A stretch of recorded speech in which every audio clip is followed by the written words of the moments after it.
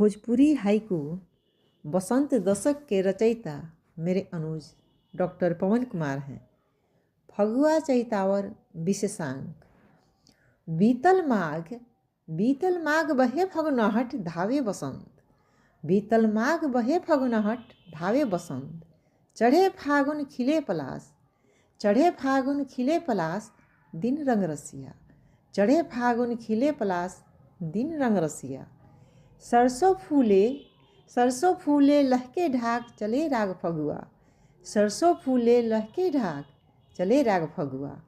होली आइल मन बौराइल बसंत राग। होली आइल मन बौराइल बसंत राग। गाई जोगीरा चलल फाग। गाई जोगीरा चलल फाग उड़े रंग अबीरा।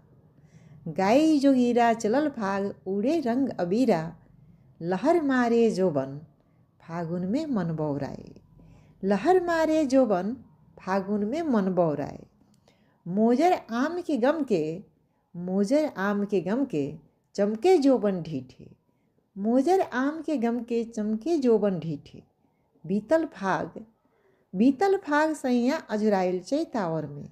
बीतल फाग सैया अजुराइल चैतावर में। चैत आइल देह महसुआइल सैया बुझे ना। चैत आइल देह महसुआइल सैया बुझे ना। दिन उसर देहिया झुराइल झूठे बसंत। दिन उसर देहिया झुराइल झूठे बसंत। अपने सबन के होली के अनघा अनघा बधाई।